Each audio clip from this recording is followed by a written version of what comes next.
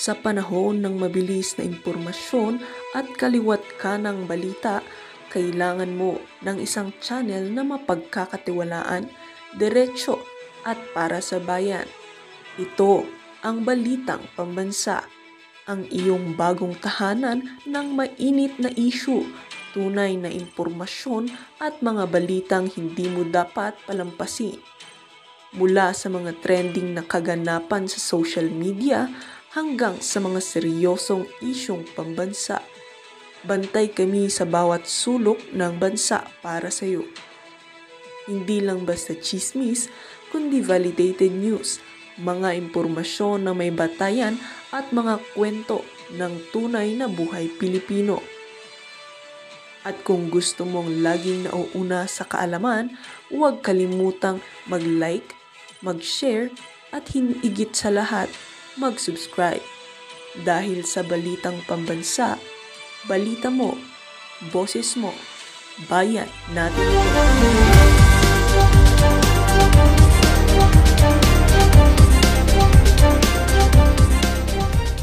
Paalam ba kayo kay DILG Secretary John Vic Remulla? Pinayagan ba niya kayong umalis? Mamaya pag-uusapan natin yan. Pakinggan muna natin ang kahanginan nitong si Nicolas Torre. 20 milyon ang konti naman. Anak ng towa sa mga naging premyo mo lang sa pagpapakulong kay Pastor Apollo Quiboloy. Di ba? Maging yung pagpapadala mo kay dating Pangulong Rodrigo Duterte sa Daig Netherlands. Yung 20 milyon na yan, baka dumi mo lang sa kuko yan eh. Pambira ito. Yan game. Magkano? I'm not really very sure about organizer kung magkano, no? Ang maliwanag lang dito sa amin ay almost 20 million. Kung 20 milyon yan, huwag yung papahawak kay Tamba. Baka itakbo niya. Almost 20 million ang ating nalikom para sa... Even po ba, sir? Naka-break even ba kayo? Malaking kita. Kasi walang gastos ito actually dahil ibinigay ng iba-ibang mga ahensya ang kanilang suporta ng libre. Kaya ang perang nalikom natin na almost 20 million ay diretso na sa DSWD, Quezon City Red Cross at sa National... Bakit ayaw mo ng ayaw mo ng bugbugan na walang gloves? Takot ka ba, Brad? At bakit ano ka, Diyos ka? Paglaban tayo, pagkasama mong maglaban tayo, automatic dapat labanan ka? Pag hindi ka linabanan, duwag na. Anak ng toka. Pero yung mainstream media, yung sa radyo, talagang yung naratibo mo, sakay na sakay sila. Anak ng Petrang Garapata, okay lang yan. Paano pagka hinamon ka na nitong si Mayor Baste, pagka presidente na si VP Sara? Isinet niya yung entablado na yan. Ang tanong, dadalo ka ba? Mandahanda ka, Brad. Baka pagka si Mayor Baste nang nag-aya sa'yo, ikaw naman bounce muna ako, gaganon ka na lang. Ayun mga kababayan ang naging sagot nitong si Nicolas Torre dyan sa tanong ng mga media na yan. Ngayon naman mga kababayan, pag-usapan naman natin itong mga kumakalat na larawan na to sa social media na kung saan dumalo itong si DILG Secretary John Vic Remulla dyan sa laban na yan. Wala palang mangyayaring laban kasi hindi man nag-agree itong si Mayor Baste. Masyadong papel itong si Nicolas Torre, yung assuming ba siya.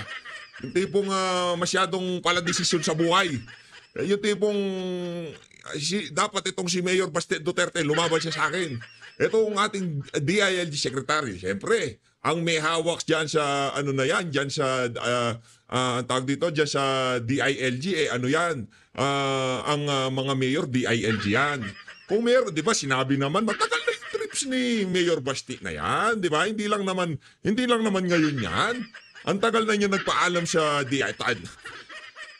'Di ba? Sinasabi natin ang tagal na niyan. Maraming naglabas ang balita, nagpaalam siya kay John Vic Remulla. Matagal na yan. Nagpasa siya ng hiningi niya ang otorisasyon ng DILG na mabigyan siya ng clearance para mag-travel. Di ka naman kasi makakapag-travel kung government official ka kung walang clearance ng mga superior mo. O ang mga mayor, hawak ko yan ng DILG. Ang tanong, may ebidensya ba? Baka PH, ginugutay mo naman kami dito. Ito mga kababayan. Ano ba yan? Mga kababayan? Ito, papakita ko sa inyo. Ito si John Vic, parang ang laki din ng niya eh. Ang laki din ng mali niya eh, di ba? Mantakin nyo, alam na niya na may sulat, alam na niya na sumulat si Mayor Baste, alam na niya merong lakad. PH, baka naman ano yan, baka naman tawag dito, talagang naduwag yang si Mayor Baste. Noong naghamuntong si Torre, bigla siyang nag-book ng ticket niya, tapos nanghingi siya ng clearance sa DILG. Baka ganun ang nangyari dyan. Tignan natin yung petsa. Diba? Ganun lang naman yun eh. Kasi yung dokumento hindi magsisinungaling. Pero yung mga nagsasalita sa atin sa social media, kagaya nitong mama na to, mag-isip-isip po kayo dyan. Si PH Update hindi politiko, pero yung mga yan, lahat ng pambubol at panluloko, sasabihin mo sa inyo ng mga yan. Ipaparinig ho nila sa inyo yung mga mabubulaklak na pananalita. Pero tayo dito, pagka nag-subscribe kayo, masaya na ho tayo. At sa dami ng sinabi natin na yan, kung di ka pa rin nakasubscribe, ewan ko na lang. Tingnan natin. PH, baka nung hinamon nitong si Torre, ang si Mayor Baste, doon lang siya nag-book, doon lang siya nanghingi ng clearance. Kailan ba siya nanghingi ng clearance? Ito mga kababayan. Ito, papakita ko sa iyo. Chill. Ayan mga kababayan. Singapore. July 25 to 29. Maliwanag pa sa sikat ng araw. PH, baka ano pa yan? Baka nung hinamon siya ni Torre, doon lang siya nagsumite ng request sa DILG na bigyan siya ng travel authority, di ba? Ayan ang travel authority. Granted ho ito nung July 20. Ibig sabihin, bago pa sa petsa na yan, hindi natin alam 16, 17, 15, 19, hindi natin alam kung kailan sila nagsumite ng request ng travel authority dyan sa DILG. At dyan sa July 20 na yan, wala pa hindi pa sumagot yang si Torre. Hindi pa niya hinamon ng boxing yang si Mayor Baste Duterte. Yan na nga ho ba sinasabi natin. Dito sa mga ganitong klaseng lalabas ang katotohanan. Natakot na takot yung ibang mga talyanista din sa Imada na malaman. Pero tayo dito sa PH Update, ipapakita ho natin yan. Di ba, hindi naman pwede. Granted, ayan, malinaw naman. Basahin natin na maayos, baka mali tayo. Yan, date granted, July 20, 2025. Position, Mayor, Sebastian Z. Duterte. Ayan, mga kababayan, maliwanag ho sa sikat ng araw. Ang tanong, alam na ni John Vic na aalis si Mayor Baste. Alam na ho niya. Siya ang nagbigay ng travel authority sa kanya. Ang tanong, bakit nandito pa siya? Yan ang tanong dyan. Alam na niya binigyan mo na ng travel authority, alam mo nang may lakad yung mama. Wala pang boxing na nangyari, nagpaalam na siya sa DILG. Tapos sinabi, natakot, kasi ganito ganyan. Hindi ho totoo yun. Ano ho yan? Ika nga propaganda. Sabi ka, aabot tayo dyan. Kalmahan nyo lang ho. Ang pagkapanalo nitong si Nicolas Torre kahit na walang kalaban, hindi naman ho ibig sabihin na natalo tayo. Huwag nyo isipin yan. Sabihin na nila ang gusto nila sabihin, pero tayo matutulog ng masarap ngayong gabi dahil sa alam natin na ang moro-moro na nangyari na yan, dyan sa pagkapanalo ni Torre, pawang kabalustugan at kabalbalan lamang. Di ba? Ano lang ho kayo? Yang si Torre, ano na ho siya? Ito na nga yung mga larawan. Ilalagay ko na to dito sa Gedli yung mga larawan. Mapapaisip din ho kayo mga kababayan kung talaga nga bang boksingero to, kasama to sa PNP. Yung boksingero siya, ano pa siya? Kasama siya sa nag-training siya. Brad, dyan pa lang sa short mo, alam ko na Lakambini ka, Brad hindi mo naman mapapasinungalingan to. Huwag mo na masabihin sa amin na hindi ikaw to. Pakimot mo pala, alam na namin Pag ganyan yung galaw, lakambini ka, Brad.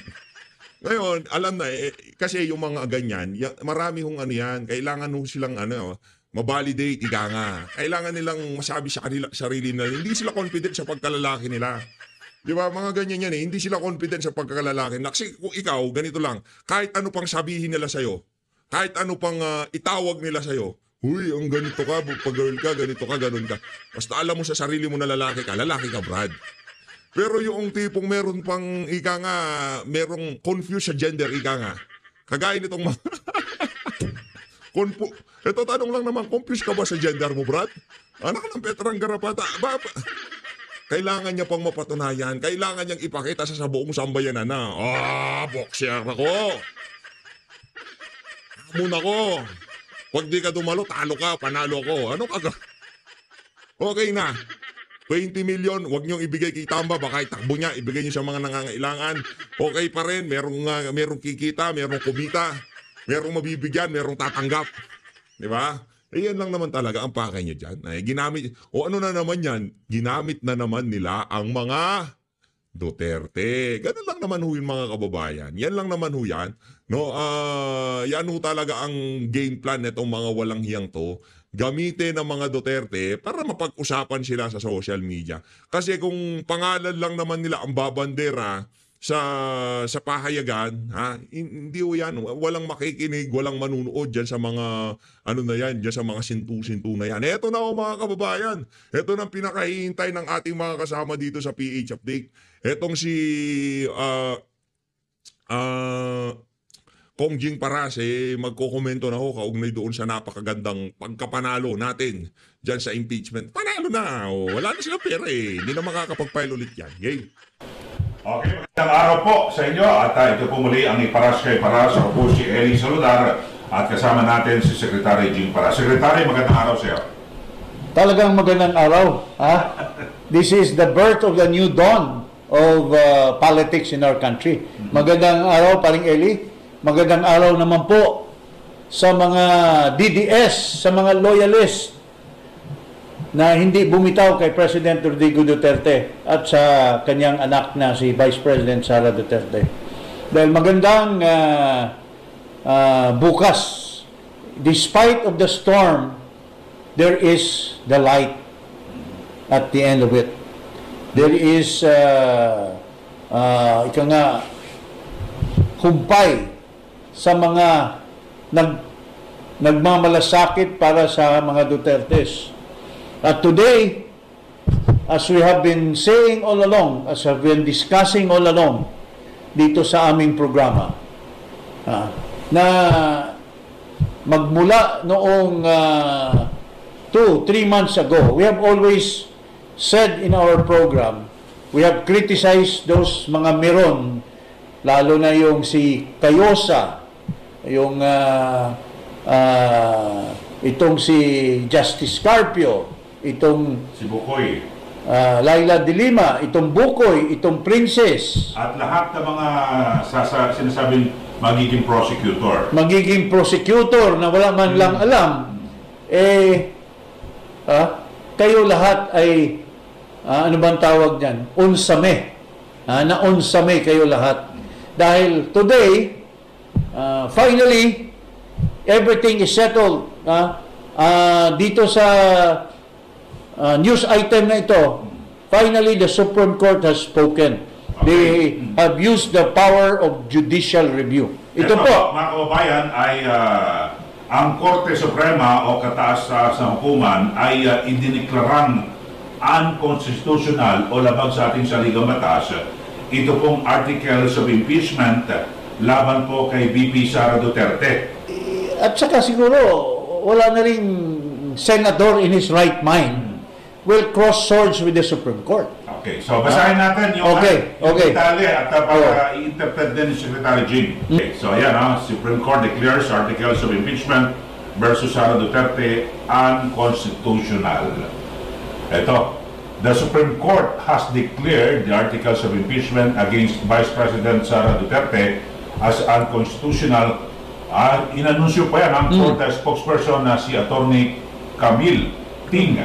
At Ting said the Supreme Court unanimously declared, so lahat ay dineklarang ang articles of impeachment ay unconstitutional. Walang dissenting opinion. Walang tumutol. Oo. As it is barred by the one-year rule under Article 11, Section 3, Paragraph 5 of the Constitution, and for violating the right to due process.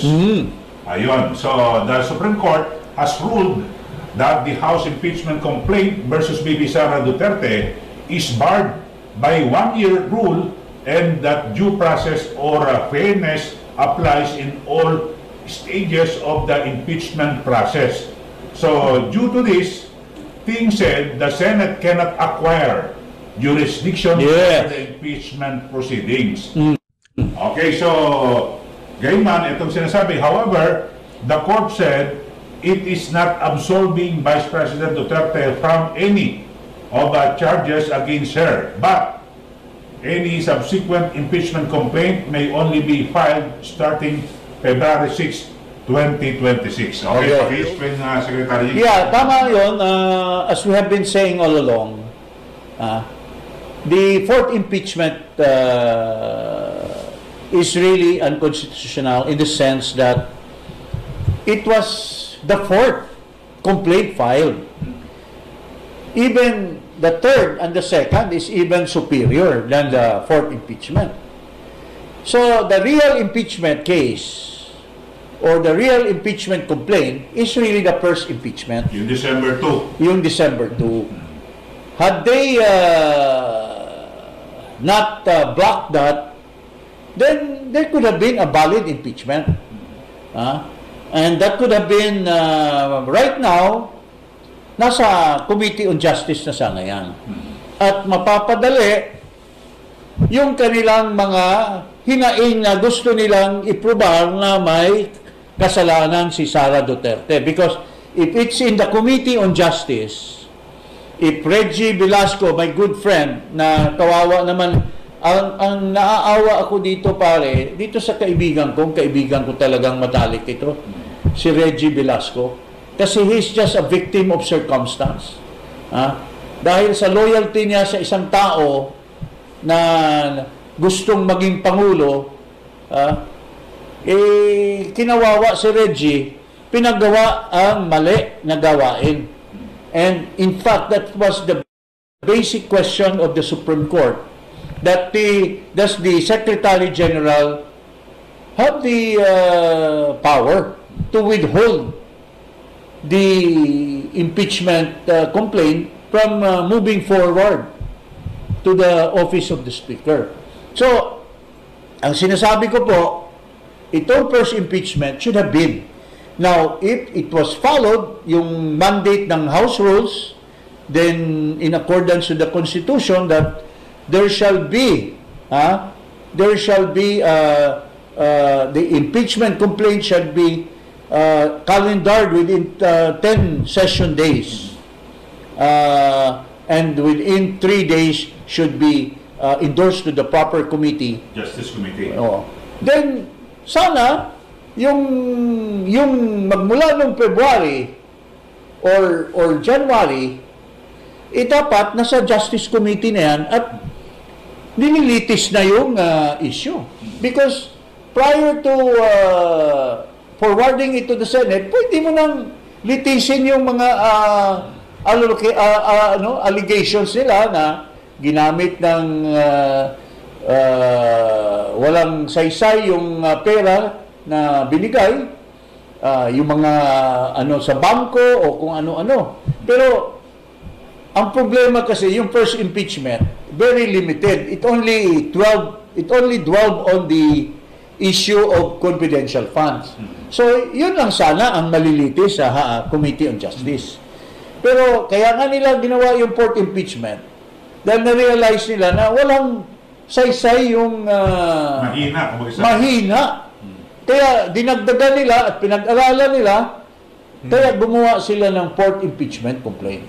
Pero dito, Secretary Jing, ay mabigat itong naging desisyon ng Supreme Court kasi walang tumutol ni isa man. No? Yes! At ang binabagit mo kanina na siguro dapat ay siguro magsisilbing leksyon din ito sa mga kongresista na kapag nag-file ng impeachment, susundin ang proseso. Yes. Di ba, ang sabi mo kanina, pag nag-file ng impeachment complaint sa Secretary General, dadalhin sa session. At saka alam nyo mga kababayan, masingit lang mabilisan. Pansin ko lang dito sa naratibo na nangyayari na to sa impeachment. Hindi nyo ba nahahalata ang mainstream media? Ang ini-interview lang ho nila yung mga pro-impeachment. Ba't hindi nila interviewin itong si Senator Rodante Marcoleta? Di ba interview nyo siya? Senator Bato de la Rosa. Nandiyan naman si Senator Robin Padilla. Interviewin nyo sila. Ini-interview nila, si Soto, kung sino-sino pinag-i-interview nyo. Yung mga abogado, Rodante Marcoleta, interview nyo para magkalatagan kayo, pati yung mga reporter, talagang mabatubukan itong si Sendante. Speaker's office. At Within 10 days, aksyonan yan. aksyonan. Within Tapos, 7 days, i-repair. Sa Kasi ganito committee naman, kasing yung proseso. paraan yan. Halimbawa, ikaw yung speaker, ako yung secretary general. Pag natanggap ko yung isang impeachment complaint, titingnan ko muna, endorsed ba ito ng isang congressman? Kompleto ba ito? Verified ba? And endorsed by a member of the House.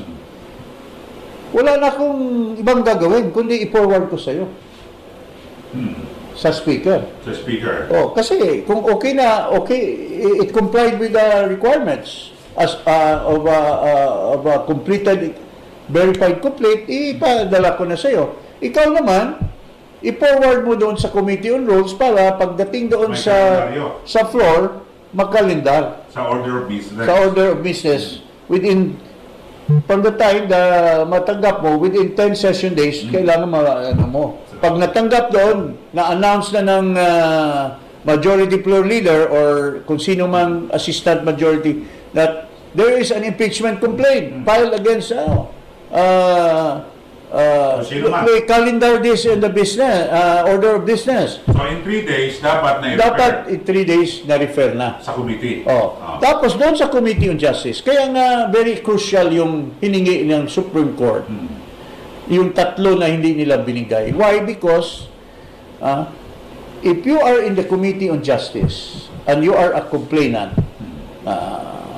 for impeachment, ang unang tanungin doon sa form, kasi ano yan the Committee on Justice will determine the form and substance.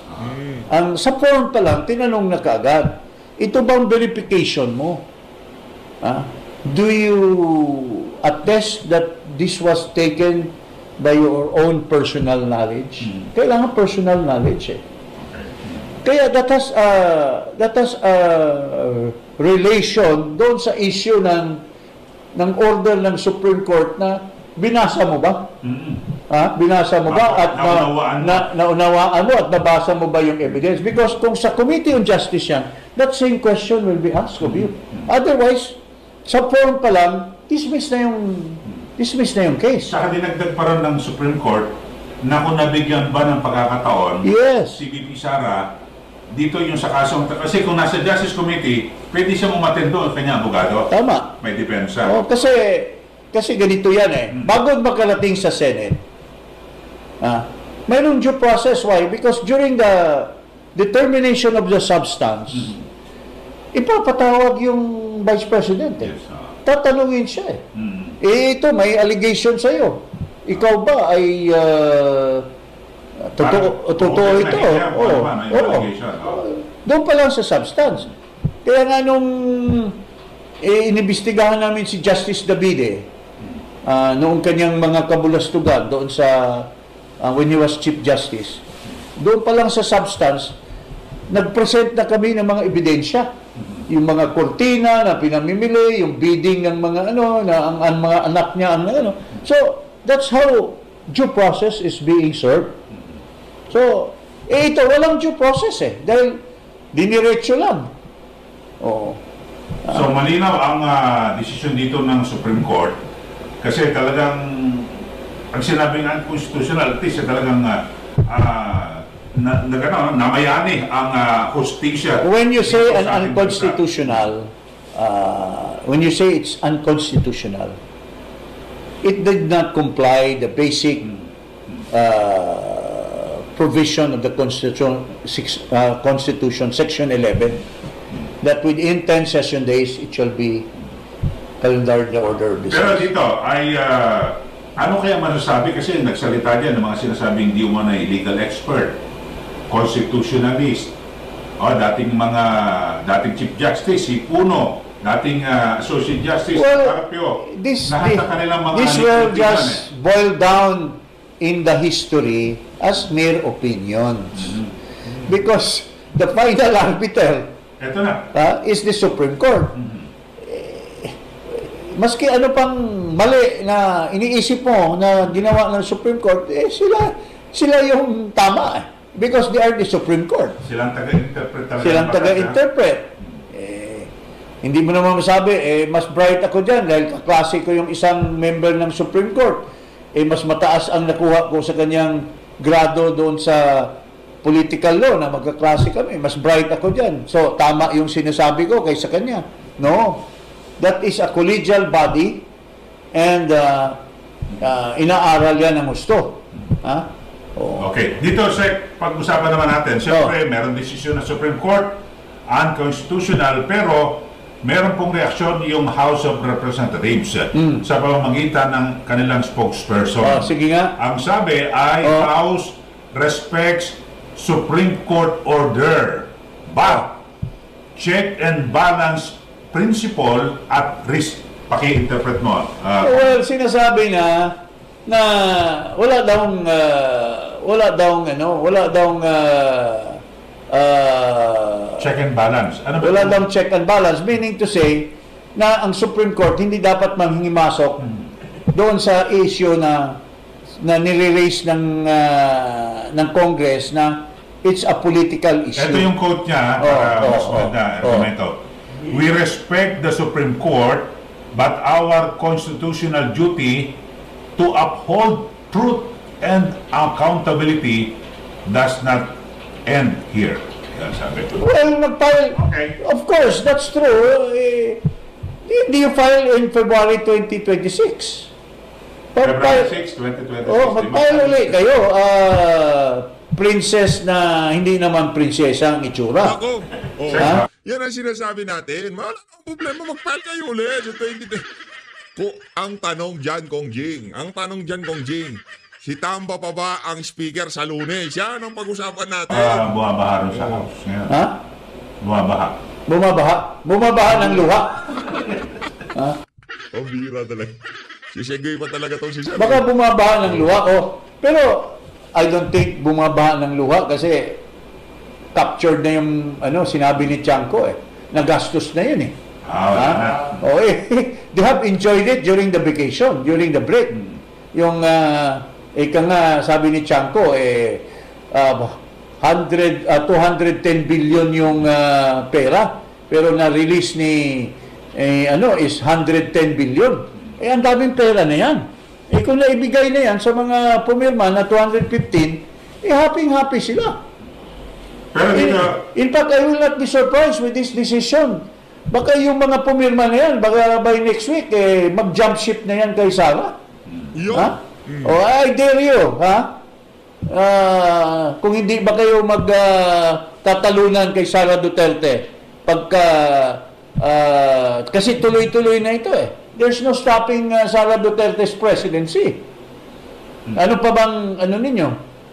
Wala na kayong argument do you think on February 2026 may sapat pa kayong mukha na mag-file uli ng impeachment?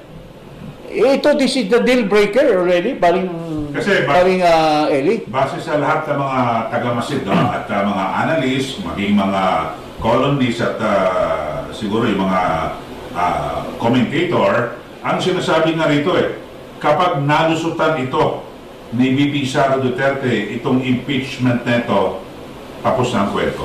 Tapos na. Parang para sa akin, tapos na nga 3 months ago. Dahil ako, I believe in the wisdom of the Supreme Court.